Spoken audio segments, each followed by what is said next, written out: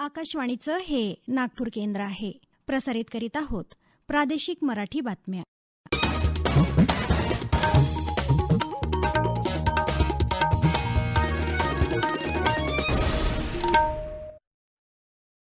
आकाशवाणी नागपूर. स्वाती सोनपेटकर आपल्याला प्रादेशिक बातम्या देत आहे. ठळक बातम्या. 21व्या शतकात राष्ट्र उभारणीसाठी युवा शक्ती महत्वाची भूमिका बजावणार असल्याचं पंतप्रधान नरेंद्र मोदी यांचं मेरी माटी मेरा देश अभियानाच्या समारोप प्रसंगी प्रतिपादन. अमृत वाटिका आणि अमृत महोत्सव स्मारकाची केली पायाभरणी, तसंच मेरा युवा भारत मंचची केली सुरुवात. विविध कार्यक्रमांनी राष्ट्रीय एकता दिवस साजरा. सरदार पटेल यांच्या जयंतीनिमित्त आणि माजी पंतप्रधान इंदिरा गांधी यांच्या पुण्यतिथीनिमित्त देशभरातून आदरांजली. मराठा आरक्षणासंदर्भात न्यायमूर्ती शिंदे समितीचा पहिला अहवाल मंत्रिमंडळानं स्वीकारला. कुणबी प्रमाणपत्र देण्याची कार्यवाही सुरू. मराठा आंदोलनामुळे बस आगारातून वाहतूक ठप्प. आणि नैसर्गिक आपत्तीग्रस्तांना 2 हेक्टरऐवजी 3 हेक्टर मर्यादेत मदत करण्याचा, तसंच अमरावतीच्या नांदगाव पेठ येथील पीएम मित्रा पार्क उभारणीसाठी मुद्रांक नोंदणी शुल्कात 100% सूट देण्याचा राज्य मंत्रिमंडळाचा निर्णय. 2047 पर्यंत भारताला विकसित देश बनवण्याचं उद्दिष्ट असून त्यासाठी प्रत्येक भारतवासियाचं योगदान महत्वाचं असल्याचं पंतप्रधान नरेंद्र मोदी यांनी आज सांगितलं. 21व्या शतकात राष्ट्र उभारणीसाठी देशातली युवा शक्ती महत्वाची भूमिका बजावणार असल्याचं ते म्हणाले. मेरी माटी मेरा देश अभियानांतर्गत अमृत कलश यात्रेचा सांगता समारंभ आज नवी दिल्लीतल्या कर्तव्य पथावर झाला. त्या समारंभात पंतप्रधान बोलत होते. स्वातंत्र्यप्राप्तीच्या अमृत महोत्सव कार्यक्रमाचाही आज समारोप झाला.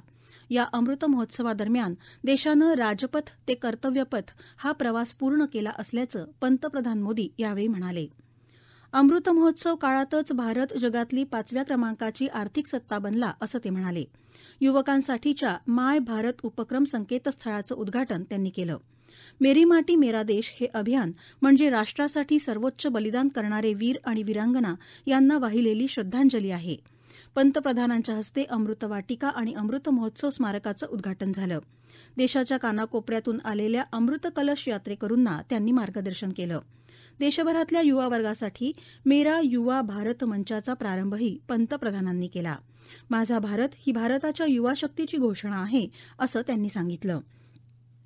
याप्रसंगी मेरी माटी मेरा देश या उपक्रमात चांगली कामगिरी करणाऱ्या जम्मू आणि काश्मीर, गुजरात आणि हरियाणा या राज्य आणि केंद्रशासित प्रदेशांना आजादी का अमृत महोत्सव पुरस्कार प्रदान करण्यात आला. संथाल समाजातले क्रांतिकारी नेते तिलका मांझी यांचा गौरवपूर्ण उल्लेख पंतप्रधान नरेंद्र मोदी यांनी कालच्या मन की बातमध्ये केला होता. 1784 मध्ये इंग्रजांच्या विरोधात झालेल्या सशस्त्र बंडाचं नेतृत्व तिलका मांझी यांनी केलं होतं. संसाधनं हडप करून शोषण करणाऱ्या ब्रिटिशांच्या विरोधात लढा देण्यासाठी त्यांनी आदिवासींना संघटित केलं. गलोल किंवा बेचकीसारख्या साधं हत्यार त्यांनी लढ्यासाठी वापरलं.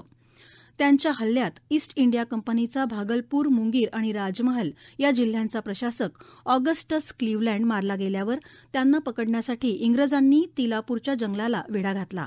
मांझी आणि सहकाऱ्यांनी अनेक आठवडे त्यांना रोखून धरलं, मात्र शेवटी इंग्रजांनी त्यांना पकडून फाशी दिली.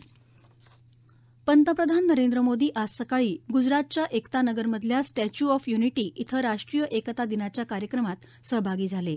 मोदींनी एकतानगरमध्ये 160 कोटी रुपयांच्या अनेक विकास प्रकल्पांचं उद्घाटन आणि पायाभरणी केली. त्यांनी आरंभ 5.0 मधील 98व्या कॉमन फाउंडेशन अभ्यासक्रमाच्या अधिकारी प्रशिक्षणार्थींना यावेळी संबोधित केलं. देशाचे पहिले गृहमंत्री लोहपुरुष सरदार वल्लभभाई पटेल यांच्या 148व्या जयंतीनिमित्त पंतप्रधानांनी स्टॅच्यू ऑफ युनिटी अर्थात सरदार वल्लभभाई पटेल यांच्या पुतळ्याला पुष्पहार अर्पण करून आदरांजली वाहिली. एकतानगर इथल्या एका कार्यक्रमात मोदींनी उपस्थितांना एकतेची शपथ दिली. या निमित्तानं देशभरात विविध ठिकाणी रन फॉर युनिटीचं आयोजन करण्यात आलं असून यामध्ये सर्व स्तरातील लोकांनी सहभाग घेतला. केंद्रीय गृहमंत्री अमित शहा यांनी राष्ट्रीय राजधानीतील मेजर ध्यानचंद नॅशनल स्टेडियमवर रन फॉर युनिटीला हिरवा झेंडा दाखवला. आकाशवाणीच्या वतीनं आयोजित करण्यात येणाऱ्या सरदार पटेल स्मृती व्याख्यानात आज माजी राष्ट्रपती रामनाथ कोविंद आपले विचार व्यक्त करणार आहेत.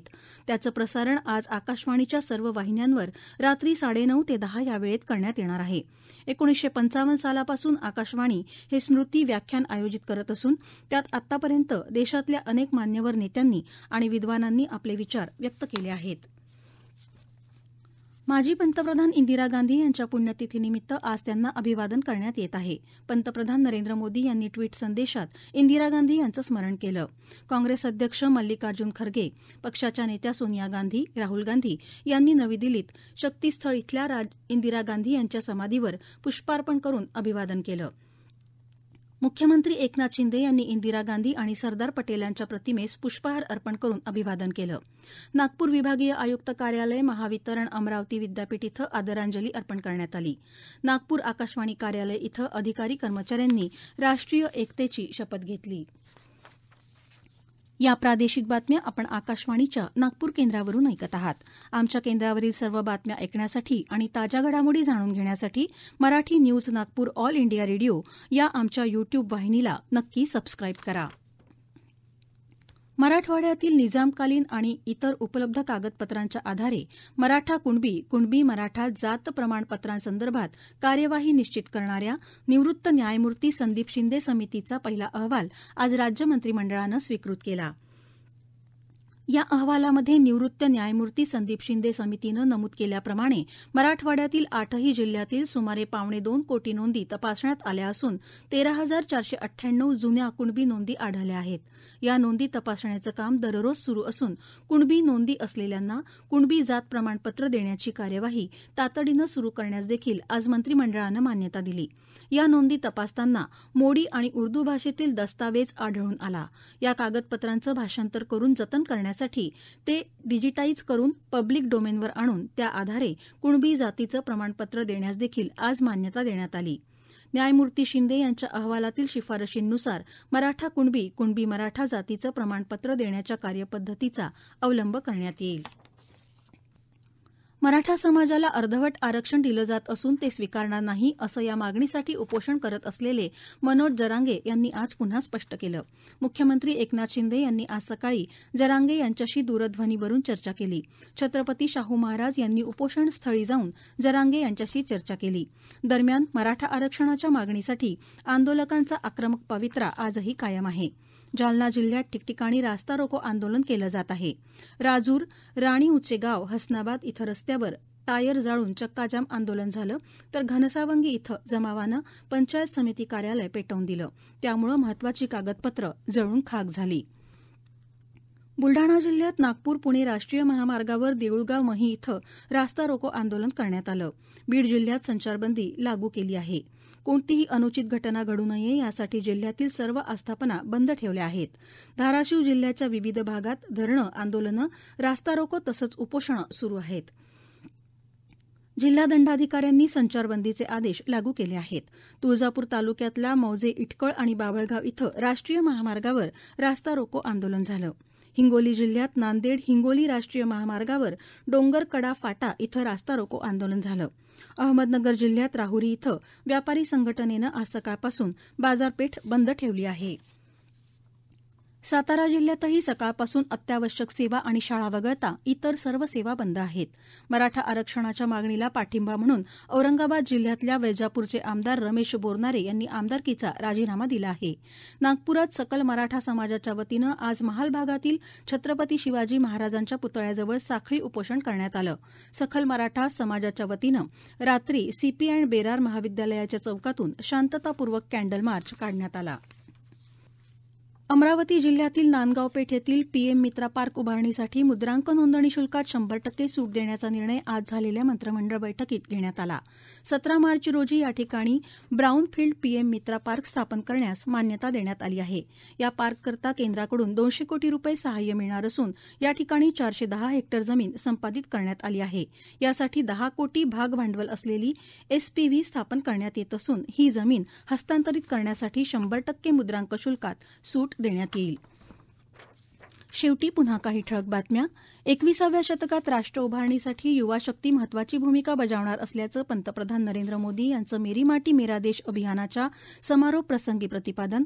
अमृतवाटिका आणि अमृत महोत्सव स्मारकाची केली पायाभरणी, तसंच मेरा युवा भारत मंचची केली सुरुवात. विविध कार्यक्रमांनी राष्ट्रीय एकता दिवस साजरा. सरदार पटेल यांच्या जयंतीनिमित्त आणि माजी पंतप्रधान इंदिरा गांधी यांच्या पुण्यतिथीनिमित्त देशभरातून आदरांजली. मराठा आरक्षणासंदर्भात न्यायमूर्ती शिंदे समितीचा पहिला अहवाल मंत्रिमंडळानं स्वीकारला. कुणबी प्रमाणपत्र देण्याची कार्यवाही सुरू. मराठा आंदोलनामुळे बस आगारातून वाहतूक ठप्प. आणि नैसर्गिक आपत्तीग्रस्तांना 2 हेक्टरऐवजी 3 हेक्टर मर्यादेत मदत करण्याचा, तसंच अमरावतीच्या नांदगाव पेठ येथील पीएम मित्रा पार्क उभारणीसाठी मुद्रांक नोंदणी शुल्कात 100% सूट देण्याचा राज्य मंत्रिमंडळाचा निर्णय. याबरोबरच हे प्रादेशिक बातमीपत्र संपलं. नमस्कार.